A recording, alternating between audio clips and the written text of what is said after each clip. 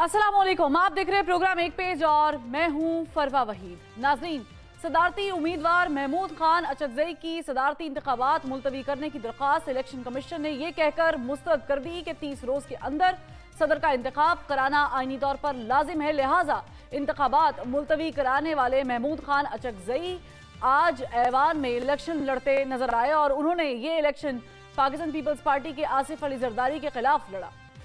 Senate और कौमी assembly के मेंबरान ने कौमी असम्बली के मरकजी हॉल जबकि सूबाई असम्बलीज के अरकान ने अपनी अपनी असम्बली में ही वोट कास्ट किए। पंजाब में आसिफ अली जरदारी ने 246 जबकि महमूद खान अचकजई ने 100 वोट्स हासिल किए। सिंध में आसिफ अली जरदारी के 151 जबकि महमूद खान अचकजई ने 9 वोट हासिल किए। बलूचिस्तान असम्बली में आसिफ अली जरदारी को 47 और महमूद खान अचकजई को एक भी वोट नहीं मिला और खैबर पख्तूनख्वा में महमूद खान अचकजई ने 91 वोट लिए और पीपल्स पार्टी के आसिफ अली जरदारी को 17 वोट मिले। पार्लियामेंट से आसिफ अली जरदारी ने 255 वोट्स हासिल किए जबकि सुन्नी इत्तेहाद काउंसिल के महमूद खान अचकजई ने 119 वोट्स हासिल कर लिए। यूं आसिफ अली जरदारी 411 वोट्स लेकर मुल्क के सदर बन गए जबकि सुन्नी इत्तेहाद काउंसिल के हिमायत याफ्ता महमूद खान अचकजई सिर्फ 180 वोट्स हासिल करने में कामयाब हो सके। सदर का इंतखाब हो चुका, अब विफाकी काबीना और सूबों में गवर्नर के ओहदेदारान का चुनाव होगा जिसमें इत्तेहादी हुकूमत एमक्यूएम के साथ साथ पीपल्स पार्टी को विफाकी काबीना में शामिल करने और कुछ नए सेनेटर्स को भी काबीना में शामिल करने का इरादा रखती है। आज होने वाले सदारती इंतखाबात से JUIFA और जमाते इस्लामी ने बॉयकॉट कर रखा था और वो सदारती इलेक्शन का हिस्सा नहीं बने जबकि सुन्नी इत्तेहाद काउंसिल के अली जफर ने कहा कि हमने मजबूरन इस अमल का खुद को हिस्सा बनाया और एहतजाजन वोट डाले। सुन्नी इत्तेहाद काउंसिल इस आईनी अमल को गैर आईनी और गैर कानूनी भी कह रही है। आज होने वाले सदारती इंतखाबात से मुतालिक पाकिस्तान तहरीक इंसाफ के हिमायत याफ्ता सुन्नी इत्तेहाद काउंसिल के रहनुमाओं ने क्या कहा, जरा देखिए। मुस्लिम लीग नून और पीपल्स पार्टी का सदारती इंतखाबात के लिए मौलाना फजल रहमान को मनाने का मिशन तो कामयाब ना हुआ मगर एमक्यूएम को मना लिया गया। एमक्यूएम ने सदारती इंतखाबात में पाकिस्तान पीपल्स पार्टी के आसिफ अली जरदारी को वोट दिया और साथ ही एमक्यूएम के फारूक सत्तार ने शेर सुनाते हुए कहा कि हम उनसे वफा कर रहे हैं जो वफा करना नहीं जानते जबकि एमक्यूएम के ही इजहारुल हसन कहते हैं अगर वादे पूरे ना हुए तो वो वफादार नहीं और हम दिलदार नहीं। नाज़रीन, आज जहां मुल्क में जमहूरी अमल आगे बढ़ रहा है, असम्बलियां तश्कील पा रही हैं, कैबिनेट मेंबरान के फैसले किए जा रहे हैं तो वहीं दूसरी जानिब पार्लियामान के ऑर्डर्स पर अमल होता दिखाई नहीं दे रहा। गुज़श्ता रोज सेनेटर एजाज चौधरी के प्रोडक्शन ऑर्डर जारी किए गए ताकि आज होने वाले सदारती इंतखाबात में मुअज़्ज़ज़ सेनेटर अपना वोट कास्ट कर सके मगर जेल इंतजामिया तक हुकूमती ऑर्डर ना पहुंचने के बायस आज उन्हें वोट डालने के लिए जेल से रिहा नहीं किया गया। एक जानिब हुकूमती जमातें मुल्क की खातिर मिलकर चलने की बात कर रही हैं तो दूसरी जानिब इम्तियाजी सलूक रवा रखा गया है जो नजर भी आ रहा है। अपोजिशन बेंचों पर बराजमान पाकिस्तान तहरीक इंसाफ हिमायत याफ्ता सुन्नी इत्तेहाद काउंसिल के मेंबरान हुकूमत के साथ कभी मुफाहमत तो कभी मज़ाहमत की बात करते नजर आते हैं। हुकूमत के खिलाफ हमेशा फ्रंट फुट पर रहने वाले और जारहाना रवैया अपनाने वाले शेर अफजल मरवत मुफाहमत की बात करते हैं तो धीमे मिजाज वाले असद कैसर मुफाहमत भूल जाने का जिक्र करते। यही नहीं, पाकिस्तान तहरीक इंसाफ रहनुमा शेर अफजल मरवत ने आज अपने कत्ल की साजिश किए जाने का बड़ा दावा करते हुए कहा है कि उन्हें कहीं भी और किसी भी वक्त कत्ल किया जा सकता है। उन्होंने कहा कि भारतीय शहरी जिंदाल ने मेरे कत्ल की $1 लाख की सिफारी दे दी है और ये सब कुछ वजीर आला पंजाब मरियम नवाज की इमा पर किया गया है। नाज़रीन, ये बहुत बड़ा इल्ज़ाम है और इसकी तहकीकात भी बहुत ज़रूरी है कि की जानी चाहिए क्योंकि यहाँ कोई भी किसी पर भी अपने कत्ल का इल्ज़ाम लगा सकता है मगर सबूत फराहम करना जुए शीर लाने के मुतरादिफ होता है। माजी में बानी पाकिस्तान तहरीक इंसाफ भी अपने कत्ल की जिम्मेदारी मुल्क की अहम सियासी और अस्करी शख्सियात पर लगाते और उनके खिलाफ FIR दर्ज कराने की कोशिश भी करते रहे हैं जबकि अब पाकिस्तान तहरीक इंसाफ की रहनुमा शानदाना गुलजार ने जिले शाह के कत्ल की जिम्मेदारी वजीर आला पंजाब मरियम नवाज पर आयद कर दी है जिस पर वजीर इत्तलात उज़्मा बुखारी ने FIA में केस दायर किया और प्रेस कॉन्फ्रेंस करते हुए कहा कि बगैर सबूत फराहम किए लगाए गए इल्जामात की इजाजत नहीं देंगे, उन्हें अब FIA में सबूत पेश करना होंगे। शेर अफजल मरवत के पास भी अगर उनके कत्ल की कोई दलील मौजूद है, कोई सबूत मौजूद है, तो उन्हें अदालतों और मुतल्लिका फोरम्स पर पेश किया जाना चाहिए। मगर मौजूदा हालात में जब मुल्क मुआशी अदम इस्तेहकाम के भंवर में फंस चुका हो और इस पर सियासी अदम इस्तेहकाम जलती पर तेल का काम कर रहा हो, तो ऐसे में फैसला करना होगा कि कौम और सियासी जमातें क्या एक पेज पर हैं या फिर नहीं, क्योंकि मुल्की इस्तेहकाम के लिए तमाम स्टेक होल्डर्स को एक पेज पर आना होगा और ये ज़रूरी है। तो ऐसे में सवाल पैदा होता है कि रियासत और सियासत के ज़ुमा एक पेज पर कैसे आ सकते हैं। हमें ज्वाइन किया इस पर बात करने के लिए मुस्लिम लीग नून के सीनियर रहनुमा खुर्रम दस्तगीर साहब ने। बहुत शुक्रिया सर, आपने वक्त निकाला। खुर्रम दस्तगीर साहब, आज सदारती इलेक्शन हो गए, आसिफ अली जरदारी जो है वो दूसरी मरतबा सदर पाकिस्तान मुंतखब भी हो गए हैं। ज़ाहिर है कि हल्फ बर्दारी की तकरीब भी होगी, फिर वो खिताब भी करेंगे। ये जो फॉर्मूला आपके बीच में तय पाया है मुस्लिम लीग नून और पीपल्स पार्टी का साथ चलने का, ऐसा लग रहा है कि मुफाहमत ही मुफाहमत होगी। एक तरफ मुफाहमत के बादशाह है, दूसरी तरफ पॉलिटिक्स के आइंस्टाइन। जी नहीं, ये तो एक अंडरस्टैंडिंग है कि मुल्क को अगर आगे लेकर जाना है और उसको फाशिस्ट से भी बचा के रखना है जिन्होंने 9 मई किया, तो उसका ये एक नतीजा है। और हमारी ये तवक्को है कि अगरचे पार्लियामान में एक पिछले 16 माह में बड़ी अच्छी हमारी अंडरस्टैंडिंग रही, कैबिनेट में रही, इस दफा तो चूंकि अब उस 16 महीने के आखिर में तो इंतखाबात सामने खड़े थे, अब जबकि कुछ ज्यादा तवील अरसा है जिसके अंदर बुनियादी इस्लाहात की जा सकती है, दोनों जमातें मिलकर ये काम इंशाल्लाह करेंगी।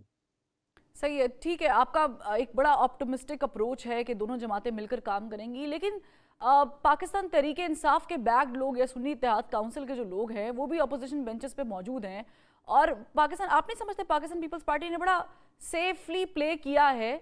कल को आपकी हुकूमत को पाकिस्तान पीपल्स पार्टी से कोई खतरा भी तो हो सकता है। जी, ये हमेशा जो इम्कानात है वो रहते हैं।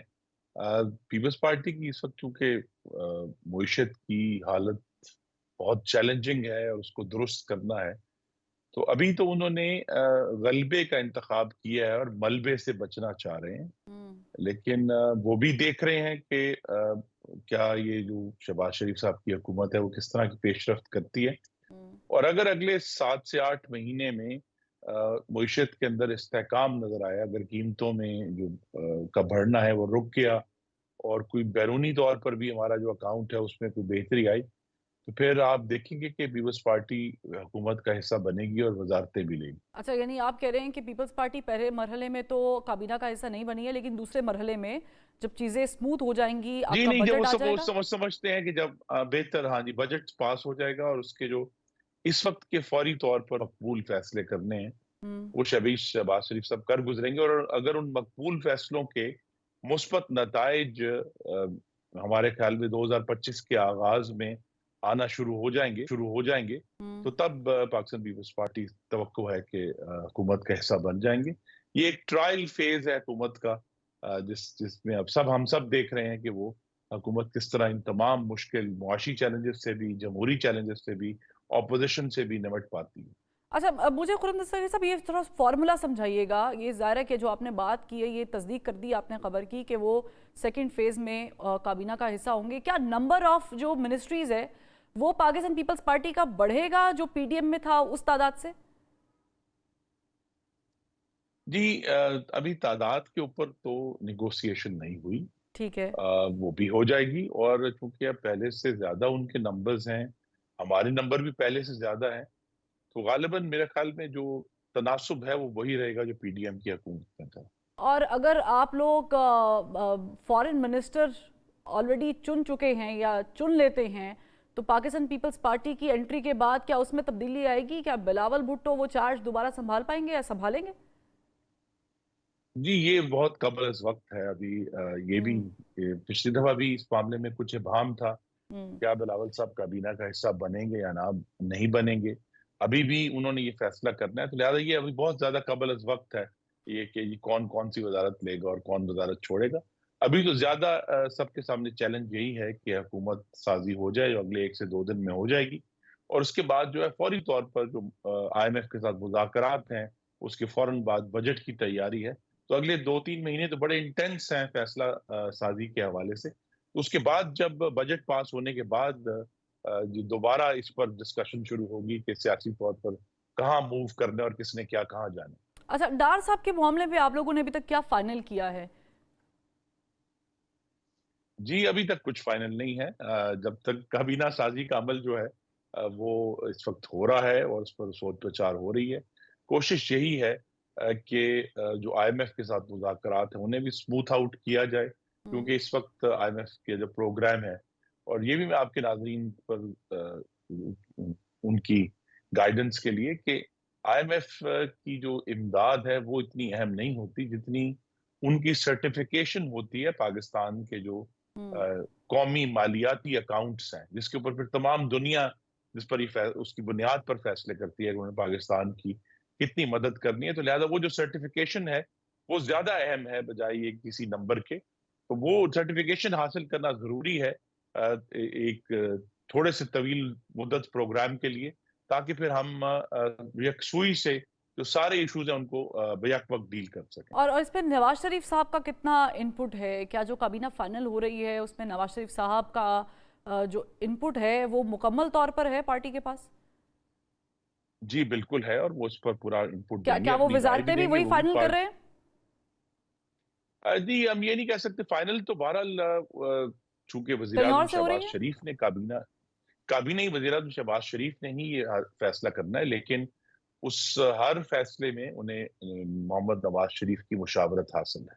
अच्छा, मुझे ये बताएं खुर्रम दस्तगीर साहब, आप ज़ाहिर है कि बड़े ज़ीरक सियासतदान हैं, बड़ी बारीक बीनी से चीज़ें देखते हैं। मोहसिन नकवी साहब आपकी पार्टी से सेनेटर बनने वाले हैं या पीपल्स पार्टी के कैंडिडेट होंगे? ये भी बहुत ही कबल वक्त है। ये एक मीडिया की गुफ्तगू हो रही है। आज मैं कहीं देख रहा था, किसी ने कहा जी वो तो इंडिपेंडेंटली खड़े होंगे। तो लिहाजा ये सब बातें जो हैं अभी काबीना बन जाने दें, उसके बाद फिर आपके साथ डिस्कशन होगी ये कौन लेकिन कहाँ लेकिन इस मुझे पे बताएं, वाई मोहसिन नकवी? आपके पास पार्टी में और भी बड़े सीनियर लोग हैं, बड़े बड़े इंपॉर्टेंट रोल प्ले कर चुके हैं। मोहसिन नकवी साहब सेनेटर चले वो तो ठीक है, लेकिन वजारत दाखिला? जी, ये यही तो बात है कि ये मेरे ख्याल में तो तमाम कियास आराइयां हैं। इस पर अभी वक्त के साथ वाज़ेह होगा, और अभी जबकि कल या परसों काबीना भी बन जाएगी तो तब भी पता चल जाएगा कि कौन कौन सी वजारत हासिल कर रहा है। लिहाजा ये अभी अफवाहें हैं। मैं पार्टी के अंदर मैं आपको ये जरूर बता सकता हूँ कि पार्टी के अंदर नकवी साहब के हवाले से कोई बाकायदा अभी तक कोई डिस्कशन नहीं हुई। ये हम्म। सिर्फ मीडिया की खबरें या किसी खास सतह के ऊपर गुफ्तगू हो रही होगी, लेकिन पार्टी तक ये मामला नहीं आया। और फिर मौलाना फजल रहमान साहब के इशू पर पार्टी में गुफ्तगू चल रही है उनको मनाने की? जी, पार्टी के अंदर बड़ी एक राय है, वाज़ेह राय है कि मौलाना जो है वो हमारे एक कुदरती इत्तेहादी हैं, और पूरी एक दफा फिर कोशिश करनी चाहिए कि वो हुकूमत का हिस्सा बने, क्योंकि उनको जो शिकायत हैं और हम्म। जिनसे शिकायत उन्हीं के साथ वो खड़े हो गए हैं कि जी हम मिलकर एहतजाज करेंगे। खैबर पख्तूनख्वा में उनको मौलाना को हमें याद रखना चाहिए कि उनको खैबर पख्तूनख्वा में इंतखाबी धांधली के हवाले से बहुत शिकायत हैं, जिसकी इस वक्त बेनिफिशियरी जो है वो सुन्नी इत्तेहाद काउंसिल या जो साबिका PTI है वो है। तो लिहाजा मौलाना के साथ पार्टी के अंदर ज्यादा लोगों की राय यही है कि उनको फिर कोशिश, चाहे अभी वो नहीं माने, कोशिश की गई, लेकिन फिर कोशिश करनी चाहिए कि वो हुकूमती इत्तेहाद का हिस्सा भी बने, वजारतें भी लें, और उनकी वो भी बहुत एक ज़ीरक सियासतदान है, तो उनकी भी जो विजडम है उसका पाकिस्तान की हुकूमत को फायदा होना चाहिए। लेकिन मौलाना साहब का जो एक बहुत ही दरीना मुतालबा था या ख्वाब कह लें कि सदर मुमलिकत का ओहदा उनको मिलता, वो तो खैर नहीं हो सका। क्या किस वेटेज के साथ आप उनको लेकर आएंगे अपोजिशन बेंचेस से हुकूमती बेंचेस पर? जी, वेटेज उनकी नशिस्तों से ज्यादा उनकी अपनी शख्सियत का है, और उसमें जो उनका तजुर्बा है, और वो मुख्तलिफ जो मुआशरे के तबकात है और हिस्से हैं उनसे बात कर सकते हैं खैबर पख्तूनख्वा में और बलूचिस्तान में। हम्म। उसकी वजह से उनकी एक कलीदी हैसियत है, जो कि अगर हुकूमत पे होंगे तो हुकूमत को तकवीत मिलेगी, नंबर से बहुत ज्यादा। अच्छा, और a very lighter note Khurram Dastgir साहब, ये तो वी ऑल नो कि आसिफ अली जरदारी जब सदर मुमलिकत पहली बार बने थे तो उन्होंने वो बहुत ही, जिसे कहते हैं ना कि ब्लंट फैसले किए थे जो शायद एक्सपेक्ट भी नहीं किए जा रहे थे, और उन्होंने वो 58(2)B वाला फैसला किया। फिर 18वीं तरमीम की सूरत में उस वक्त पार्लियामेंट बड़ी यकजा हुई थी। अब आपको कितना बेनिफिट है आसिफ अली जरदारी के आईनी ओहदा, जो सबसे बड़ा ओहदा है सदर मुमलिकत का, वो रखने से? जी, एक नया तजुर्बा है कि जो सदर हैं वो उस जमात के नहीं हैं जो जिसकी हुकूमत है, तो लिहाजा ये अभी हमने आगे बढ़ना है। आरिफ अलवी साहब के हवाले से तो तजुर्बा कामयाब नहीं रहा, क्योंकि उन्होंने, अलवी साहब ने हमेशा अपनी पार्टी को फौकियत दी रियासत के ऊपर और वफाक के ऊपर। वो तो तजुर्बा हमेशा एक तनाव की हैसियत रही। हमारी यही तवक्को है कि आसिफ अली जरदारी साहब, जो कि अब बहुत ही कोना मश्क सियासतदान हैं, वो इस मामले को लेकर चलेंगे, और ये जो एक दूसरे के साथ को एग्जिस्टेंस है कि हमें इकट्ठे आगे बढ़ना है, तो वो एक आने वाले दिनों में एक दिलचस्प तजर्बा हम देखने जा रहे हैं कि शहबाज शरीफ साहब और आसिफ जरदारी साहब का जो रिलेशनशिप है, अभी तक तो यही तवक्को है कि मुस्बत होगा। हम्म। और जहाँ दोनों पार्टियों के अपने अपने मुख्तलिफ सियासी मफादात जरूर हैं, लेकिन एक जो ज्यादा बड़ा चैलेंज, जो हमारा मुश्तरका चैलेंज है, वो ये है कि हमने इमरानी फाशिज्म का रास्ता कैसे रोकना है। तो लिहाजा उसके लिए भी एक बुनियाद जरूर है आपस में तो फिर ताउन। आप केपीके को कैसे हैंडल करेंगे? अगर आपने इमरानी टोला या व्हाटएवर यू कॉलिंग इट, उसको अगर काबू में रखना है, तो how would you deal with जी केपीके? जी, ये भी एक बहुत मुश्किल चैलेंज है कि अगर वफाक की इकाई जो है वो तशद्दुद पर आमादा है, और हमें नहीं भूलना चाहिए कि ये तजर्बा भी एक दफा पहले हुआ जब वफाक में मुस्लिम लीग नून की हुकूमत थी, और तब भी हालांकि पीटीआई की कोई अक्सरियत नहीं थी खैबर पख्तूनख्वा असेंबली में, लेकिन मफामत का मुजाहरा करते हुए मियां नवाज शरीफ ने कहा कि इनको मौका जरूर देना चाहिए कि ये हुकूमत बनाए। लेकिन उन्होंने खैबर पख्तूनख्वा के सूबे के वसाइल इस्तेमाल किए धरने में, जो 126 दिन का धरना हुआ। उन्होंने हम्म। बार बार खैबर पख्तूनख्वा के वसाइल को मुल्क में इंतशार फैलाने के लिए इस्तेमाल किया, और अक्टूबर 2016 में बाकायदा एक मुसल्ला और मुतशद्दद हमला किया इस्लामाबाद के ऊपर, जिसे फिर अटक पुल पर पसपा किया गया। तो लिहाजा ये तो कोई अच्छी नहीं है। तो उस वक्त भी हमने बड़ी कोशिश की कि जो खैबर पख्तूनख्वा के वसाइल, जो उनका हक है, वो उनको दिए जाएं, क्योंकि असल इशू तो वहां के रहने वाले हमारे भाइयों और बहनों का है कि उन तक हुकूमती वसाइल पहुंचने चाहिए। लेकिन अगर इस वक्त जो सुन्नी इत्तेहाद काउंसिल की हुकूमत है खैबर पख्तूनख्वा में, अगर वो मुस्तकिल तौर पर जंगी रास्ते पर ही चलना चाहेंगे, तो फिर वो खैबर पख्तूनख्वा में रहने वालों के लिए जो जिंदगियां हैं वो ज्यादा मुश्किल करेंगे, बजाय कि वफाकी हुकूमत। लेकिन अगर वो सड़कों पर निकलते हैं, जो कि उनका एक्चुअली जमहूरी हक है जिसे हम कहते हैं, मैं वो बात नहीं कर रही उस एक्सटेंट तक या उस एक्सट्रीम तक कि 9 मई का कोई वाकया दोबारा उसका एक्शन रीप्ले हो जाए, लेकिन अगर वो सड़कों पर निकलते हैं और फिर मौलाना साहब को भी आप मनाने में नाकाम रहते हैं, फिर अचकजई साहब भी इस बार आपके साथ नहीं है, तो आप लोगों के लिए गवर्नमेंट करना तो बड़ा मुश्किल हो जाएगा। जी, सड़कों पर निकलें जरूर, लेकिन खैबर पख्तूनख्वा पुलिस की हिफाजत में ना निकलें। जिस तरह हमने देखा, वो बार बार जब भी पिछले 2022-23 में भी हमने देखा कि ये जहां इनकी हुकूमतें थी आजाद जम्मू कश्मीर में, उसकी पुलिस को इस्तेमाल करते थे। गिलगित बल्तिस्तान पुलिस है, वो जमान पार्क की हिफाजत के लिए रखा गया था। तो हम्म। लिहाजा इस तरह का जो मैं कहूँगा एब्यूज है और गलत इस्तेमाल है सूबाई वसाइल का, अगर तो वो ये इस पर इसरार करेंगे, तो वफाकी हुकूमत भी इस मामले में कुछ सख्ती करेगी। लेकिन अगर वो अपना जमहूरी हक इस्तेमाल करते हैं और सड़क पर आकर एहतजाज करते हैं, तो ये बाजू हमारे आजमाए हुए हैं 2013 से 18 तक। सही है, ठीक है। यानी आप इसके लिए मेंटली ऑलरेडी प्रिपेयर्ड हैं कि अगर ऐसा कोई मामला होता है तो फिर हमने क्या करना है, उस चीज़ का आपको पता है। अच्छा, और वेरी। जी, मैं इसकी सबसे बड़ी मिसाल असल में बहुत सारे आपके नाज़रीन के ज़हन से निकल गया है कि 31 अक्टूबर 2016 को खैबर पख्तूनख्वा हुकूमत, जो उस वक्त पीटीआई की थी, उसके वजीर आला की क़यादत में हम्म। उनकी पुलिस के साथ तशद्दुद से लेस होकर, सुई गैस के बम लेकर और दूसरे आंसू गैस लेकर, ये इन्होंने कहा था कि हम वफाक पर हमला करेंगे, और उस वक्त इमरान खान ने कहा था कि हम हर चीज बंद कर देंगे। हम्म। तो लिहाजा वो एक हमला बड़ा एक भयानक एपिसोड है पाकिस्तान में सूबों और वफाक के जो आपस के ताल्लुकात हैं। लिहाजा वह तब भी हमने इनको सख्ती से निपटा था और इनको अटक पुल पर पसपा किया था। तो ये भी एक हमारे पास तारीख है जिस पर अल्लाह न करे हमें अमल करना पड़े, लेकिन हम सख्ती से निपटेंगे अगर दोबारा इस तरह का कोई ठीक वाकया है, हो। लेकिन मेरा ख्याल बनता है कि अब की बार उन्होंने भी शायद सबक सीख लिया कि पार्लियामेंट का floor is the right place to raise their voices, और वो ज़ाहिर है इसको यूज़ भी करेंगे। लेकिन मुझे ये बताएं कि आपके तो अपने लोग बानी पीटीआई के हक में आवाज़ें बुलंद करने लगे हैं, उन्हें सियासी कैदी कहने लगे हैं। मैं कल की बात कर रही हूँ कोर्ट कि सेनेटर मुशाहिद हुसैन सैयद साहब ने ये कहा है कि उनको रिहा करना चाहिए। माफ़ी आम का उन्होंने जिक्र किया कि माफ़ी आम दे दी जानी चाहिए। आप इसको सेकंड करते हैं कि जो उनका मौक़िफ़ है ये हो सकता है इंडिविजुअल मौक़िफ़ हो, लेकिन ये बड़ा इंपॉर्टेंट है?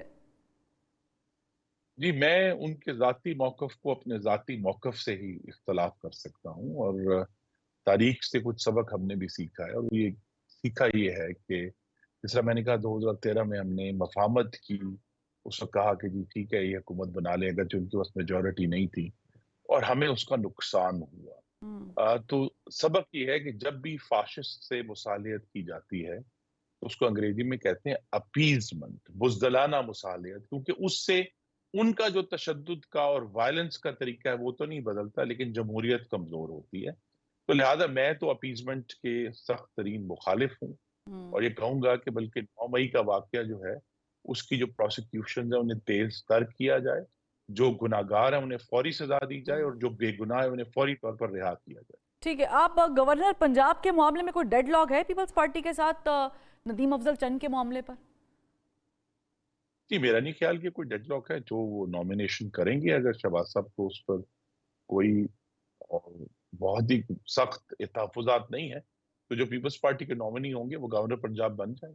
यानी आप लोगों को कोई इख्तिलाफ नहीं कि पीपल्स पार्टी किसी को भी नॉमिनेट करती नहीं, है हमारी फिर? देखिए जी, इंडिविजुअल्स पर ज़रूर हर पार्टी को, दूसरी पार्टियों के इंडिविजुअल्स जिन्होंने ज़्यादा कोई सख्त ज़बान इस्तेमाल की हो या हमारे लीडरों के ऊपर लान-तान की हो, तो उसकी वजह से पार्टी के अंदर भी एक रेजिस्टेंस आती है।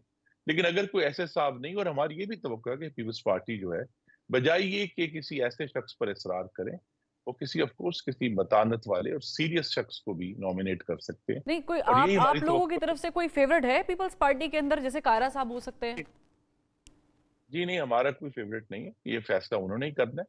लेकिन ज़ाहिर है कि जिस तरह मैंने कहा कि कोई ऐसे असहाब होते हैं हर पार्टी में जो हर वक़्त तशद्दुद और धमकियाँ और गलत ज़बान पर जो है जारी रहते हैं। उसके अलावा कोई और शख्स होगा तो कोई इतराज़ नहीं होगा। चलिए, अगर ये भी पॉइंट है तो इसका मतलब है कि आप लोगों को किसी हद तक रिजर्वेशंस हैं कुछ नामों पर। जी नहीं, देखिए ये हर जगह हो जाते हैं इश्यूज़ कि पार्टियों में ऐसे लोग होते हैं जो हम्म, सख्त ज़बान इस्तेमाल करते हैं। ख़ास तौर पे पार्टियाँ सेंसिटिव होती हैं कि उनके लीडरों के बारे में कोई गलत और बदतहज़ीबी ना करे। उसके अलावा वही एक लाइन होती है, उसके अलावा तो जिसको वो कहेंगे वो गवर्नर उनकी अपॉइंटमेंट हो जाएगी। 18वीं तरमीम में तब्दीली का अगर हम बात कर लें तो मुझे बताएं कि पाकिस्तान पीपल्स पार्टी क्या इस पर आप लोगों का साथ देगी? जी, 18वीं तरमीम में रद्द-ओ-बदल का कोई इस वक़्त प्लान और मंसूबा नहीं है। हम भी 18वीं तरमीम को वोट देने वाले हैं। मैंने खुद उसको वोट दिया हुआ है बतौर रुकन कौमी असेंबली, तो लिहाज़ा उसमें कोई दूसरी राय नहीं है। इश्यू है सिर्फ़ नेशनल फाइनेंस कमीशन का, हम्म, और वो भी यही है कि उसमें कमी ना की जाए जो सूबों का हिस्सा है। तो ये ज़रूर, और ये भी मैं फिर अपनी ज़ाती राय दे रहा हूँ, मुझे नहीं पता कि हुकूमत इस पर क्या फ़ैसला करेगी। हम्म, ज़ाती राय यही है कि अब पाकिस्तान को जिस तरह एक वसाइल की कमी का सामना है, तो उसी जो सूबों का हिस्सा है, उसमें तब्दीली किए बगैर खैबर पख्तूनख्वा के जो साबिक कबायली इलाके हैं, आज़ाद जम्मू कश्मीर है और गिलगित-बल्तिस्तान है, पाकिस्तान के हिस्से हैं, हमारे भाई और बहनें वहाँ रहते हैं। हम्म। लिहाज़ा उनको भी उसी सूबों का जो 57% हिस्सा है, उसमें से उनकी फंडिंग भी की जाए, ताकि वफाकी हुकूमत के पास कोई स्पेस ओपन अप हो दूसरे तरक्याती कामों के लिए। यानी फंडिंग जो है वो आप कम करने का, एनएफसी अवार्ड की आप बात कर रहे हैं, उसमें आप कम करने का सोच रहे हैं? जी नहीं, एनएफसी अवार्ड की जो परसेंटेज है सूबों की वही रहेगी, लेकिन सूबों की डेफिनेशन में हम तब्दीली, मेरा ये ख्याल है कि करनी चाहिए, ताकि उसी जो 57% बजट जो सूबों को जाना है, उस इस वक्त गिलगित बल्तिस्तान, आज़ाद जम्मू कश्मीर और कबायली इलाकों की जो फंडिंग है, वो फेडरल गवर्नमेंट के फंड से जाती है। तो ठीक लिहाजा वो सूबों के फंड से असूली तौर पर जानी चाहिए, ये हमारा मौका है। ठीक है खुर्रम दस्तगीर साहब, बहुत शुक्रिया, आपने वक्त निकाला। नाज़रीन, आपने गुफ्तगू सुनी। आज सदर कौन बनेगा सदर पाकिस्तान, उसका फैसला हो गया है। और फिर ज़ाहिर है कि आसिफ अली जरदारी साहब पहले ही कहे जा रहे थे कि अपेरेंटली यही सदर पाकिस्तान का ओहदा संभालेंगे। इसका एक बड़ा बेनिफिट ये होगा मुस्लिम लीग नून को कि जो माजी में हमने देखा कि जिस तरह डॉक्टर आरिफ अलवी साहब जब सदर थे तो उन्होंने बहुत ज़्यादा रजिस्ट किया बहुत सारे मामलात में, ऑर्डर्स में, बहुत सारे बिल्स में, वो यहाँ पर शायद हमें देखने को नहीं मिलेगा। लेकिन एक अहम खबर ये जो हमें खुर्रम दस्तगीर साहब ने दी कि पीपल्स पार्टी पहले मरहले में तो नहीं, लेकिन कुछ माह गुजरने के बाद और बिलखुसूस जब आपका बजट आ जाएगा उसके बाद काबीना का हिस्सा बनेगी। एक ब्रेक लेते हैं।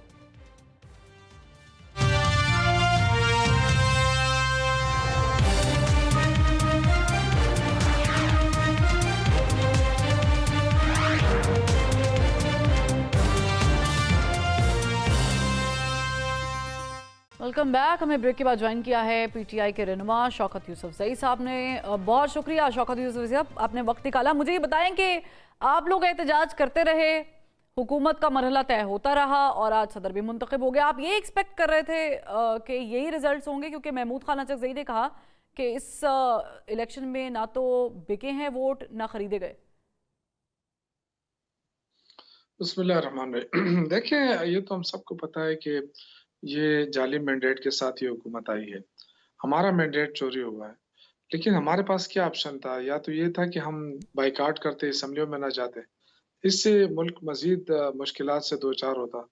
तो हमने ये फैसला किया कि हम अपोजिशन में बैठ के अपना जो आईनी रोल है वो अदा करेंगे। तो मेरे ख्याल से असम्बली के अंदर बैठकर अगर कोई एहतजाज कर रहे हैं या अपना आईनी हक का डिमांड कर रहे हैं तो ये हमारा हक है। और इसी तरह अदालतों में भी हम गए, कोई ये नहीं कह सकता कि हम अदालतों में नहीं गए। हम हर जगह जा रहे हैं, हर अदालत का दरवाजा खटखटा रहे हैं और सबको बता रहे हैं कि 70-80 सीटें हमसे ली गई हैं और जब तक वो सीटें वापस नहीं की जाती, इस तरह मखसूस नशिस्तों का मामला है, वो इस तरह बंदरबांट कर दी गई हैं। तो ये हम समझते हैं कि कानून, आईन इसकी तो सबकी धज्जियां उड़ गई है, ना इंसाफ मिल रहा है, ना कुछ मिल रहा है।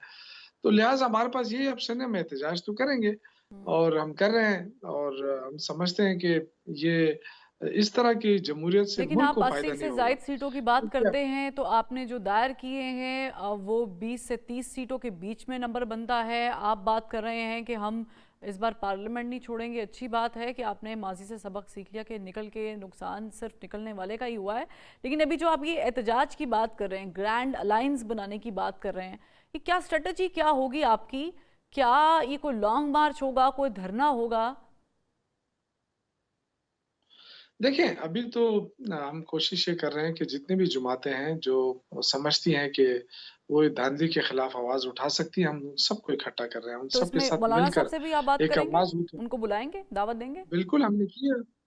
बिल्कुल हमने उनसे बात की है। हम चाहते हैं कि एक मौसर आवाज हो और उसकी वजह ये है कि देखें, हर दफा जमहूरियत को ब्रेक लगती है और कीमत पाकिस्तान को अदा करना पड़ता है, कीमत पाकिस्तान के अवाम को अदा करना पड़ता है। तो हम चाहते हैं कि ये ब्रेक जो है ये खत्म हो जाए और इस स्मूथली इलेक्शन हो। लेकिन अब ये जो इलेक्शन हुआ ये तो इलेक्शन नहीं था, इसमें लेकिन तो ये तो लेकिन बिल्कुल मौलाना मजाक साहब था इस और बात ये पे वाजे इलेक्शन। कर चुके हैं कि वो साथ मिलके कोई एहतजाज प्लान नहीं कर रहे। तो अभी आप उनको क्या दोबारा कन्विंस करेंगे कि आए अभी आप भी तो ग्रैंड अलायंस का हिस्सा बने? अभी तो देखें, अभी तो कोई ग्रैंड अलायंस की बात तो हुई नहीं है। अभी तो सिर्फ हम बातचीत कर रहे हैं उन पार्टियों के साथ जिनमें जमात इस्लामी भी है, शेरपाओ ग्रुप भी है, वतन पार्टी, इसी तरह जीडीए है, अचकज़ई खान साहब की पार्टी है। तो ये इसी तरह मौलाना साहब से भी हम मिले हैं। तो अभी तो हम सलाह मशवरे हो रहे हैं कि आगे जाके क्या करना है, क्योंकि ये सारी पार्टियां जो है वो समझती हैं कि ज्यादतियां हुई उनके साथ और इस जमहूरियत के साथ ज्यादती हुई है। और जो इलेक्शन कमीशन है उनको तो रिजाइन कर देना चाहिए था, क्योंकि उस वो उन्होंने अपने इस रवैये से, अपने हरकत से पाकिस्तान को बहुत ज्यादा नुकसान पहुंचाया है। जी। तो अगर इस तरह ये हठधर्मी पे अड़े रहे और अब तो वो पार्टी बन चुके हैं इलेक्शन कमीशन कि हमसे हमें हमें सीटें दें तो वो ठीक नहीं है, आईन के मुताबिक नहीं है। नहीं, हमसे लेकिन सीटें लेके ये तो दूसरों में आपकी तकसीम लॉयर्स करके लॉयर्स टीम की नेग्लिजेंसी है कि जिस जमात के साथ आप लोग गए हैं, आपको उसको केस जो लीगली है, ये तो आपके ऊपर जिम्मेदारी आयद होती है कि आपके लॉयर्स ने, आपके रिप्रेजेंटेटिव्स ने लीगल उस तरीके से वो बैटल लड़ी नहीं है जिसको आप अभी आप कह रहे हैं कि हमारे साथ ज्यादती हुई है। तो ये देखिए तो जी, ऐसी बात नहीं है। देखें, ऐसी बात नहीं है। हर जो कानून और उस आयन उसके दायरे में जो दलाइल हो सकते थे, वो दलाइल तो दिए जा रहे हैं। ठीक। अब आगे कोई ना माने तो उसकी अलग बात है ना। मैं आपको एक सिंपल सी मिसाल दूँ कि वो 2019 में हमारे कोलीग थे, बाप पार्टी वाले जो यहाँ पेशावर में बैठे थे असेंबली में, 3 लोग इलेक्ट हुए थे और उन्होंने कोई नाम नहीं दिया था मखसूस नशिस्तों के लिए। लेकिन जैसे ही वो बाप पार्टी में शामिल हुए, उनको इलेक्शन कमीशन ने कहा कि जी आपने नाम नहीं दिया है, आप नाम दें। तो बाप पार्टी ने बाद में नाम दिए। अगर हम अगर ये चाहते कि मुल्क आगे बढ़े, अगर ये चाहते कि मुल्क में अनार्की यानी ना यानी हो, आपने जो इंतशार ना हो, प्रेसिडेंट सेट हुआ हुआ था बाप ये पार्टी का, उसके ऊपर आपने बेसिकली तकिया किया हुआ था, और देखिए वो एक वैसे तो अगर आपने अनफॉर्च कानून आइन पे चलना है, हम्म, आइन पे चलना है तो 106 जो है उसमें कहाँ लिखा है ठीक। कि पार्लिमानी पार्टी, ये तो इन्होंने खुद अपना गढ़ा हुआ बात है ना, नून लीग अच्छा, और आप इनका लोगों का बाय कि जी एनी चूंकि ये चांस कोई पार्लियामेंट्री कोई पार्टी है है। इरादा, बाय एनी चांस के कल को पाकिस्तान पीपल्स पार्टी के साथ आप लोग बैठ के कोई बातचीत कर सकें? देखिए पीपल्स पार्टी के साथ और नून लीग के साथ और एमक्यूएम के साथ ये हमारी फैसला हो चुका है कि हम इनके साथ नहीं अच्छा, बैठेंगे, ठीक है। क्योंकि इन्हीं के खिलाफ हमारे जो है ना रिजर्वेशंस हैं और इन्हीं के खिलाफ वो सब कुछ है, तो इसलिए इसलिए उनके साथ बैठने का तो सवाल ही पैदा नहीं होता है। बाकी सियासत है, सियासत में कुछ भी पॉसिबल हो सकता है, लेकिन ये पार्टी फैसला कर चुकी है और ये पॉलिसी स्टेटमेंट दे चुकी है चले, कि इनके ये साथ पार्टी किसी सूरत फैसला में कर नहीं चुकी है। मेरे बैठेगी। 2 सवाल और है क्योंकि वक्त की किल्लत है। मैं चाहूंगी मुझे बताएं कि आप लोगों को मोहसिन नकवी के नाम पर इतनी रिजर्वेशंस क्यों हैं? जैसे कि असद कैसर ने भी कहा कि अगर वो सेनेटर बन गए तो फिर हम लोग बातचीत नहीं करेंगे। ये वाई मोहसिन नकवी? देखिए मोहसिन नकवी ने निगरान के दौर में उसने जो जुल्म ज्यादती की है पंजाब के अंदर, अच्छा, क्या किया? यानी उनको तो शर्म आनी चाहिए यार। इस तरह की उनके वो वजीर आला थे और उन इलेक्शन हो रहा था और वो निगरान वजीर आला था और उनके उनके जो है ना हमारे कैंडिडेट से वो कागजात नामजदगी छीनी जा रही थी हम्म, और वो आराम से मजे कर रहा था, वो एंजॉय कर रहा था। इस तरह कोई निगरान इस तरह होता है? उसने तो शर्मा के रख दिया पाकिस्तान के निजाम को। एक ऐसा आदमी जिसको बेनिफिशियरी बनी है पीएमएलएन, अब वो उसको नवाजना चाहती है कि जी पीसीबी का चेयरमैन भी बनो, यहाँ वजीर दाखिला भी बनो। क्या पाकिस्तान में और कोई नहीं लेकिन है लेकिन यूसुफ सही कि साहब, यही बंदा इलेक्शन रह गया है? कंडक्ट कराना मोहसिन नकवी का काम तो ये है कि वो उसको अच्छे असलूब के साथ कंडक्ट कराए। वो काम तो मेनली इलेक्शन कमिशन का है। इलेक्शन कमिश्नर इसके देखिए मुर्तकिब होते हैं, हमको इलेक्शन दोनों कमीशन जगह होता है। बात करना है, ठीक है। देखें आप इतने वो तो ना बने ना मासूम ना बने, क्या इन निगरान के दौर में जब इलेक्शन नहीं था तो जो जुल्म और ज्यादती इस शख्स के दौर में हुई है, ये कोई ढकी छुपी बात है? जिस तरह जुल्म पंजाब पुलिस ने किया हमारे वर्करों के ऊपर, ये कोई ढकी छुपी बात है? सही। वो इस शख्स के कहने के ऊपर, ये इसका मिजाज था, क्योंकि उसने आखिर में ये सहूलतें बांट लेनी थी ना। हम्म, उसको पता था कि उसके कॉन्ट्रैक्ट उसका जो है ना कॉन्ट्रैक्ट हुआ है पीएमएलएन के साथ, मैं ये करूंगा आपने ये करना है। हम्म, तो इस बंदे में कौन सी खासियत अचानक आ गई कि इसको दो दो बड़े बड़े ओहदे दिए जा रहे हैं? क्या इस मुल्क में और कोई ठीक। नहीं रह गया है? ठीक। इन्होंने तो मतलब ये तो देखें, इस सब कोई बच्चा बच्चा समझता है, अब वो दौर नहीं रहा चले है। चले, ये मुझे अभी अब भी कंफ्यूजन है कि सोशल मोहसिन नकवी मीडिया के साहब का दौर में पीपल्स पार्टी के साथ हुआ था, नून लीग के साथ या कहीं और के साथ। लेकिन चले, मुझे ये बताएं कि खैबर पख्तूनख्वा में ये क्या हुआ? तैमूर झगड़ा साहब एक बड़े बेहतरीन कैंडिडेट थे वजारत ख़जाना के लिए, फिर उनको एकदम से प्लान चेंज हो गया और फिर जो है वो मुजम्मिल असलम का नाम सामने आ गया। क्या हुआ क्या है? देखिए ये तो पार्टी के फैसले हैं। इसमें देखें ठीक है, हम बहुत सारे सीनियर लोग अभी बाहर बैठे हुए हैं। जब उनकी जरूरत पड़ी बिल्कुल ले लिया जाएगा। और अभी भी तैमूर झगड़ा नहीं, जो है इसके वो पीछे वो सीएम हाउस कंट्रोवर्सी में तो बैठा नहीं है वो जो है। चल रही है कि जी 20-20 करोड़ रुपए लेके वजारतें दी जा रही हैं, फिर वो तैमूर झगड़ा साहब ने उस पर भी छोटा सा यू टर्न ले लिया। खैर बड़ा यू टर्न है वो। नहीं नहीं, ये ऐसी फिजूल बातें हैं। नहीं, इसमें कोई हकीकत नहीं है। तैमूर झगड़ा ने कल आके खुद सोशल मीडिया के ऊपर इसकी वजाहत भी की है कि मुझे कोई साबित तो करे ना कि मैंने ये बात की है, कहाँ की है। हम्म, मतलब एक बंदे वैसे खामा उसके उस पे नती कर दे। तैमूर झगड़ा ठीक। कोई बच्चा नहीं है, सीरियस बंदा है और विफाक के साथ पार्टी का एक अहम केपी रुकन है वो। इस पे विफाक कुछ के नहीं। साथ under the supervision of Ali Amin Gandapur बात कर रही।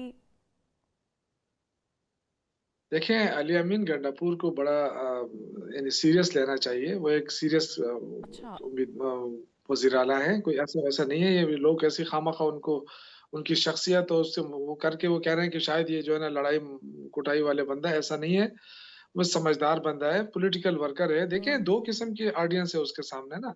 एक वो है जिसको जो सूबे के हकूक की बात करते हैं। तो सही। सूबे के हकूक के लिए तो हम वज़ीर-आज़म से भी बात कर सकते हैं, चाहे वो लीगल है, अनलीगल है, वो कोई इश्यू नहीं है हमारे लिए। वो बिल्कुल अली अमीन गंडापुर बिल्कुल वज़ीर-आज़म के साथ भी बैठेंगे, लेकिन सूबे के हकूक के लिए। बाकी सियासत है, सियासत वो अपनी करें, हम अपनी करेंगे। हम तो ये तो नहीं है कि उनकी गोद में और जाके ये जो बैठ जाएँ कि एहतजाज जी आप करेंगे, इसकी ठीक है। शुरुआत केपीके से करेंगे? जी, एहतजाज तो पूरे मुल्क में है। सही है, यानी कल यानी से केपीके हमारा में गवर्नमेंट एहतजाज भी है। आपकी और एहतजाज भी आपका और पुलिस भी आपकी।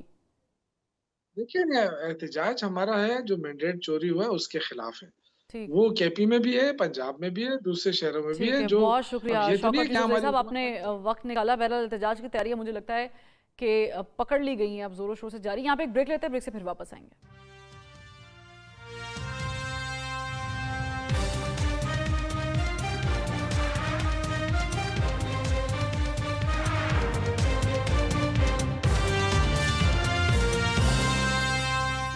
Welcome back. ब्रेक के बाद हमें ज्वाइन किया पाकिस्तान पीपल्स पार्टी के सीनियर रहनुमा अब्दुल कादिर मंदोखेल साहब ने। मैं आज का जो मौजू है, चूंकि वो सदारती इंतखाबात भी है, लेकिन उसके साथ साथ जो हमारे यहाँ पे पॉलिटिकल इंस्टेबिलिटी है उस पर बात करना बड़ा ज़रूरी है। मंदोखेल साहब, आप मुझे बताएं कि आसिफ अली जरदारी साहब सदर बन गए, मुफाहमत के बादशाह भी हैं, शहबाज शरीफ साहब भी बड़े फेवरेट हैं। ये कैसे कॉम्बिनेशन चलेगा जब सामने अपोजिशन बड़ी स्ट्रांग होगी? बहुत शुक्रिया। पहले तो मैं तमाम जियालों को और आप सबको आसिफ अली जरदारी साहब का पाकिस्तान के दूसरी मर्तबा सिविलियन सदर को मुबारकबाद पेश करता हूँ। और यकीनन अपोजिशन तकड़ी है, यकीनन इनकी तादाद ज़्यादा है, और ये तादाद मेरे ख्याल में हुकूमत की सेहत के लिए भी ज़रूरी है। उसकी वजह ये है कि जब तक अपोजिशन तकड़ी ना हो तो हुकूमत भी सुस्त हो जाती है। तो ये जो मौजूदा अपोजिशन जिसकी तादाद ज़्यादा है, तो यकीनन ये पूरा हाउस को चाकू चौबंद रखेगी। और उम्मीद ये है कि जो अभी तक हुआ है वो आइंदा नहीं होगी। और आज ये मरहला भी मुकम्मल हो गया और चंद दिन बाद सेनेट का भी मुकम्मल हो जाएगा। तो पाकिस्तान की जो इलेक्शन का जो माहौल है वो एक लिहाज से मुकम्मल हो जाएगा। अब यकीनन एहतजाज भी होगा और टॉक शो भी गर्मा गर्मी होगी, बहुत सब कुछ होगा। लेकिन उसके बाद उम्मीद करते हैं कि ये हुकूमत भी चलते रहे और ये सिस्टम भी चलता रहे, क्योंकि अगर हम सिस्टम को डिरेल करने की कोशिश करेंगे तो बड़ी आसानी से कोई और आ सकेगा और फिर हमारे पास रास्ता भी नहीं होगा कि नहीं, किसी ये अदालत का दरवाजा हम सिस्टम खटखटाने को का। कादिर मंदोखेल साहब डिरेल करेंगे, हमसे क्या मुराद है? नहीं, मैंने कहा हम इस सिस्टम अगर चलाते रहे तो ज्यादा बेहतर है, नहीं तो कोई डिरेल होगा तो कोई और आके बैठ जाएगा। अभी तो हम इलेक्शन कोरोना हो रहा है, उसके साथ दादी हुई, मेरे साथ हुई, शौकत यूसुफजई साथ हुई, वगैरह वगैरह। उसके बाद तो फिर पूरा का पूरा सिस्टम नहीं, को आपको ब्लॉक डर है कि करेंगे। पाकिस्तान और तहरीक देंगे। इंसाफ के बैक्ड लोग आ जाएंगे, ये आ जाएंगे कि कोई और तरफ इशारा कर रहे हैं? नहीं नहीं, तहरीक इंसाफ वाले बेचारे किधर आ सकते हैं, वो तो इसी अपोजिशन में रहे तो वो बड़ी बात है, ये तो नहीं आ सकते किसी तो फिर सूरत कौन में। आ सकते हैं? और यकीनन यकीनन यकीनन नहीं, मौजूदा सूरत हाल में तो नहीं आ सकते, इस वजह से कि जो तादाद है वो तादाद इनके पास खैबर पख्तूनख्वा की हुकूमत के अलावा तो वो तादाद नहीं है कि मरकज या बाकी सूबों में हुकूमत बना सके। मैं इस लिहाज से कह रहा हूँ। ठीक है। और यकीनन ये तो ऊपर नीचे होता रहता है। पीपल्स पार्टी के दौर भी बड़ी हमने ज़वाल देखा है, हमने अपने कायदीन को हमसे जुदा होते देखे, हमने 80,000 कोड़े देखे हैं अपने कारकुनों के, तो बहुत सारी हमने सख्ती बर्दाश्त की है। तो यकीनन ये तो वक्त एक जैसा नहीं रहता है कि आज अगर सख्त है तो कल नहीं रहेगा सख्त। लेकिन इसी जमात के साथ आप लोग बड़े ये वो ईगर कि हम किसी तरह इनके साथ जो है इत्तेहाद कर लें। लेकिन मेरा क्वेश्चन फिर वही है, मैं रिपीट करना चाहूँगी, मुझे थोड़ी सी वजाहत चाहिए। अगर पाकिस्तान तहरीक इंसाफ के बैग लोग जो हैं, जो इलेक्शन जीत कर आए हैं, वो इतने स्ट्रांग नहीं है कि वो हुकूमत में आ सके, तो फिर कौन आ सकता है? कौन आ जाएगा? ये जो आपने इशारा किया है। नहीं, देखिए मैं एक चीज बताऊं, आप तो इतने नादान तो ना बने कि आपको पता नहीं है कि इस मुल्क में आधे से ज्यादा हुकूमत मार्शल लाउ ने की है। फिर हमने क्या बिगाड़ा, उसको जियाउल हक का क्या बिगाड़ा, हमने मुशर्रफ का क्या बिगाड़ा, अयूब खान का क्या बिगाड़ा, और इससे पहले हमने क्या बिगाड़ा, और आइंदा खुदा न खास्ता हम क्या बिगाड़ेंगे। अवाम के हाथ में तो कुछ नहीं है। तो ये तो आपको पता है कि जो डिक्टेटर आते रहते हैं और फिर अपनी मर्जी से 3 महीने का कह के और 10-11 साल जो है ना हुकूमतें की है। तो मैं उसकी तरफ ये कह रहा हूँ। और यकीनन मैं आपको ये भी लेकिन बात बता दूं कि हाँ, लेकिन पीपल्स पार्टी की जो पोजीशन है। जी जी जी, लेकिन अभी भी आप लोगों को ये खौफ, ये डर है, ये जो आमरीत, ये मार्शल लॉ, ये इमरजेंसी? मुझे बिल्कुल नहीं है। मैं ये कह रहा हूँ कि सिस्टम डिरेल हमें नहीं करना चाहिए। आपने मेरे मोहरे में एक लफ्ज़ पकड़ लिया है। मैं ये कहना चाह रहा हूँ कि जो अभी हुआ, जो कुछ हुआ आपके सामने है, और पीपल्स पार्टी ने हमेशा वक़्त के ऊपर शुक्र कर लिए। 2013 का इलेक्शन हमें बिल्कुल पसंद नहीं था, आरओ का इलेक्शन था। फिर भी हम असेंबली में बैठे हैं। 2018 में आरटीए सिस्टम बिठा के हमें नहीं पसंद था, फिर भी हम असेंबली में बैठे हैं। इमरान खान कदम बढ़ाओ, हम तुम्हारे साथ है। और आज मैं इसी वजह से कह रहा हूँ कि आज भी पीपल्स पार्टी की पोजीशन ऐसी नहीं थी कि हम हुकूमत बना सके, मगर हमारी पोजीशन ऐसी थी कि हम अगर पीटीआई को सपोर्ट करते तो वो हुकूमत बना लेते, हम नून लीग करते तो वो हुकूमत जो कि बना चुका है। तो पीटीआई ने चूंकि खामोश की, और पीटीआई तो हमारे बारे में जो कुछ कहा है, जो आपके सामने की सूरत हाल है, मैं इस वजह से कह रहा हूँ कि अगर हम सपोर्ट नहीं करते तो ये हुकूमत वैसे नहीं बन सकती थी। लेकिन हमने इस वजह से सपोर्ट की है कि हमने इलेक्शन कैंपेन जो है ना, वो पीटीआई से ज्यादा हमने नून लीग के खिलाफ अपने इलेक्शन लड़ा, उनके खिलाफ अपनी कैंपेन चला है। तो लेकिन मजबूरी में हुकूमत भी साथ बैठना पड़ा। सही है। तो ये प्लान क्या है आपका आने वाले दिनों में? क्या आप लोग राइट आफ्टर जो बजट है उसके बाद काबीना का हिस्सा बनेंगे? मुझे नहीं लग रहा है कि पीपल्स पार्टी बनेगी, इस वजह से बिलावल साहब या हमारी हाँ, सीट लेकिन से लेकिन पहले अभी तय कर अभी चुकी खुर्रम है दस्तगीर साहब कि ने हम ये बात काबिल कंफर्म की है आपके आने से पहले। वो कह कर गए हैं कि नहीं, हमारे साथ पीपल्स पार्टी आएगी, शमूलियत इख्तियार करेगी। अभी फिर अगर वो उसकी बात आप जबरदस्ती मुझसे मनवाना चाह रही है तो एक अलग नहीं सर, बात है। मैं वो तो इनकी कंफर्मेशन ले ख्वाहिश रही तो हूँ। पहले दिन से है। हम्म। नहीं नहीं, कंफर्मेशन है। वो तो शहबाज शरीफ साहब ने भी कहा कि हम सदर के इंतखाब के बाद फिर पीपल्स पार्टी से रिक्वेस्ट करेंगे कि वो आ जाए इसमें। लेकिन उसकी वजह ये है कि पिछले 16 महीने में जो हुकूमत हमने साथ चलाई है, तो उसके बाद आपने देखा है हमने एतराज़ात भी एक दूसरे के ऊपर की है। और फिर उसके अलावा ये भी होता है, कोई जिम्मेदारी भी कोई एक्सेप्ट करने को तैयार नहीं थी। तो मैं ये समझ रहा हूँ कि फुल फ्लेज हमने। अब मैं आपको छोटी सी मिसाल दूं कि बहुत सारे जो अपॉइंटमेंट थे, उसके ऊपर मुझे जाती तौर पे एतराज था। लेकिन पार्टी ने करनी, जी आप खामोश रहे, इनको करने दे काम। तो बात ये होता ना कि इस मर्तबा तो उसमें, पिछली मर्तबा तो फिर भी 2-4 वजारतें हम ले लिए, इस मर्तबा इसी वजह से नहीं लिया है ताकि हमारा वो एतराज ही खत्म हो जाए। अगर अगर मुस्लिम लीग नून जो है ना हुकूमत अच्छी चलाएंगे तो क्रेडिट उसको जाएगा, बुरी चलाएगी तब भी उनको जाएगा। इस वजह से ये तो कम से कम नहीं आएगी कि पीपल्स पार्टी जिम्मेदार है, नून लीग जिम्मेदार है, ये तो कम से कम नहीं होगा। जो अच्छा होगा बुरा होगा वो दोनों उसी के खाते में आएंगे जिसने हुकूमत संभाली है। लेकिन लेकिन यहाँ पर कादिर मंसूर साहब, विद ड्यू रिस्पेक्ट, जितना मुस्लिम लीग नून को प्रॉब्लम होने वाला है, अगर अपोजिशन सड़कों पर आती है और मौलाना फजल रहमान भी अगर कोई एहतजाज वगैरह करते हैं, लेकिन आपको भी on the other hand problem है एमकेएम से, तो मुझे बताएंगे ये जो एमकेएम के मुतालबात आप लोगों ने माने हैं और फिर उन्होंने जाके आप लोगों को वोट भी दिया है सदारती इलेक्शन में, ये कहीं बिगड़ तो नहीं जाएंगे? क्योंकि अभी भी गवर्नर सिंध कौन होगा, ये इस पे कोई अफामो तफीम से बात नहीं हुई है, तय नहीं पाया। देखिए, गवर्नर सिंह तो फार्मूले के तहत ये हमारे जो कमिटमेंट है वो नून लीग के साथ है। बलूचिस्तान और सिंध की जो गवर्नरशिप है पुख्तनख्वा की और पंजाब की हमारी होगी। अब नून लीग अपनी गवर्नरशिप उनको देना चाहती है, उनके उनको तो एक अलग बात है। अदरवाइज पीपल्स पार्टी की कोई कमिटमेंट नहीं है। और फिर एमक्यूएम की भी अगर मैं बात करूं तो मुझे तमाम सिनेरियो से जो है ना, वो मुस्तफ़ा कमाल साहब गैर हाजिर रहे। आज असेंबली में भी आपको नजर आया होगा तो बता दें, मुझे तो नजर नहीं आया। या कल जो प्रेस कॉन्फ्रेंस की उसमें भी वो नजर नहीं आया। तो वो तो अभी तक जो है ना, वो वही चीज जो उसके अल्फाज होते हैं या पीपल्स पार्टी को नवाजते हैं, वो उसी चीज पे है। तो ऐसी सूरत में पीपल्स पार्टी को तो सिंध में इनकी जरूरत है ही नहीं है, पहले भी जरूरत नहीं थी। लेकिन उसके बावजूद हमने इनका गवर्नर जो पाकिस्तान की तारीख में 14 साल गवर्नर रहा है, वो उनको हमने एक्सेप्ट किया है, उनको काबीना में ले लिया है। लेकिन इस मरतबा हमें वफाकी हुकूमत में तो है ही नहीं है, सूबाई में हमें ज़रूरत नहीं है। हमें तारीख में पहली मरतबा 116 सीटें हमें मिली है, 2/3 मेजॉरिटी यहाँ से मिली है सिंध हुकूमत से।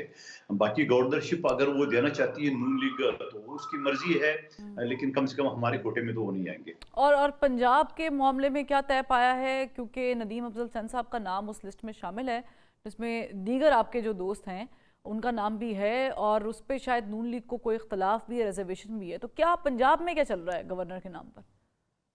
देखिए, ये अगर नून लीग का एतराज होगा पंजाब में हमारे किसी नॉमिनी के ऊपर तो यकीनन फिर बलूचिस्तान और सिंध में भी हमारी तरफ से एतराज हो सकता है। लेकिन मैं नहीं समझ रहा हूँ कि अभी तक पार्टी ने कोई, नदीम अफजल चंद साहब है, कमर ज़मान कायरा साहब है और आप हमारे साबका गवर्नर है और उसके अलावा भी नाम चल रहे हैं। तो मैं ये समझ रहा हूँ कि ये पार्टी क्या फैसला करेगी। मीडिया में जो बात आ रही है वो एक अलग है, लेकिन हमारे लिए तो सब काबिल कबूल है। सब पार्टी के एक वर्कर है और बेहतरीन काम करने वाले, चाहे नदीम अफजल चंद साहब हो, चाहे कारा साहब हो, चाहे हमारे साबिक गवर्नर साहब अहमद साहब होंगे।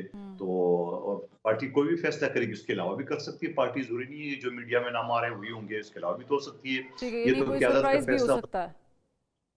यकीनन हो सकता है ना, पार्टी की मर्जी है। जो जो जिसके नाम पे क्या कहते हैं खुरा निकल आया उसी को होगे, आपके सामने की बात होगी इंशाल्लाह। अच्छा, जब आप लोगों के पहले डायलॉग्स स्टार्ट हुए थे नून लीग के साथ राइट आफ्टर इलेक्शन और मुलाकातें हुई थी, वो जाती उमरा वाली भी और बिलावल हाउस वाली भी, डार साहब के नाम पर पाकिस्तान पीपल्स पार्टी की क़यादत को रिजर्वेशंस थे और हमने देखा कि वो इस लिस्ट से भी बाहर हो गई। ये सिर्फ सोनली आप लोगों के रिजर्वेशंस थे या नून लीग के अंदर से भी आवाज़ें उठ रही थी और कहीं और से भी? नहीं, मैं नहीं समझ रहा हूँ कि ये अखबारी बयान तक तो बात ठीक है, आप ये इस तरह खबरें आई है। लेकिन आपको याद होगा जो डार साहब के नाम पर खुद उनका साबका वजीर खजाना मिफ्ता इस्माइल साहब ने भी एतराज़ किया है। और फिर 16 महीने की कारकर्दगी में जिस तरह डार साहब के बारे में कहते हैं कि वो जादूगर है और वो जादू से डॉलर को संभाल रखा है या ज़हानत से संभाला है। मैं नहीं कहता हूँ जादू का, ये अपोजिशन के अल्फाज है। तो मैं ये समझ रहा हूँ कि उस हवाले से तो नून लीग के अंदर के सफ़ों में भी उनके ऊपर एतराज़ात थे कि वो अगर बेहतरीन होते तो उसको जब बुला लिया लंदन से और वो जाके वजारत खजाना संभालने के बावजूद वो कारकर्दगी नहीं दिखा सके जो माजी में, ये उनके अपने लोग कहते थे। शायद यही वजह हो कि मुस्लिम लीग नून ने खुद ही उसका नाम पीछे कर दिया है। और मैं तो कहता हूँ सियासी वजारत मिल गई है, वजारत खारजा उसको मिल रही है, जो न्यूज़ चल रही है तो अच्छा है, वो दुनिया भर घूमता रहे वो। ठीक है, बहुत शुक्रिया कादर मंजूर खैल साहब, आपने वक्त निकाला। नाजरीन, पाकिस्तान पीपल्स पार्टी और नून लीग जो है वो गवर्नमेंट की भाग दौड़ जो है वो संभाल चुकी है। अब अगला मरहला काबीना में कौन कौन शामिल होगा वो होगा, उस पर ज़ाहिर है कि बहुत सारे हलकों से बातचीत चल रही है, बंद कमरों के पीछे जिसे हम कहते हैं कि गुफ्तगू होती है। आपके और मेरे सामने कुछ और चीज़ हो सकती है, हो सकता है कोई सरप्राइज़ भी हो, लेकिन बिल आखिर जो काम एक करना है मिलके वो ये करना है कि इकॉनमी पाकिस्तान की कैसे बेहतर हो सकती है, मईशत कैसे बेहतर हो सकती है, IMF को डील कैसे करना है, और फिर जो एक बड़ा चैलेंज बिलखुसूस नून लीग के लिए है जिसमें पाकिस्तान पीपल्स पार्टी शायद उस तरीके से शमूलियत इख्तियार नहीं करेगी, नहीं कर रही, और उसकी एक वजह ये है कि वो बोझ जो है वो अपने ऊपर नहीं लेना चाहते, वो है IMF से डील के बाद बजट पेश करना। तो देखना ये होगा कि अब काबीना में कौन कौन से चेहरे जो हैं वो प्लेस किए जाएंगे, और जब वो प्लेस हो जाएंगे तो फिर हमें गेम चलाने वाले और जो गवर्नमेंट चलाने वाले हैं उनका माइंडसेट क्लियरली पता चल जाएगा। बहरहाल आज के प्रोग्राम से इतना ही, कल फिर मुलाकात करते हैं। अल्लाह हाफ़िज़।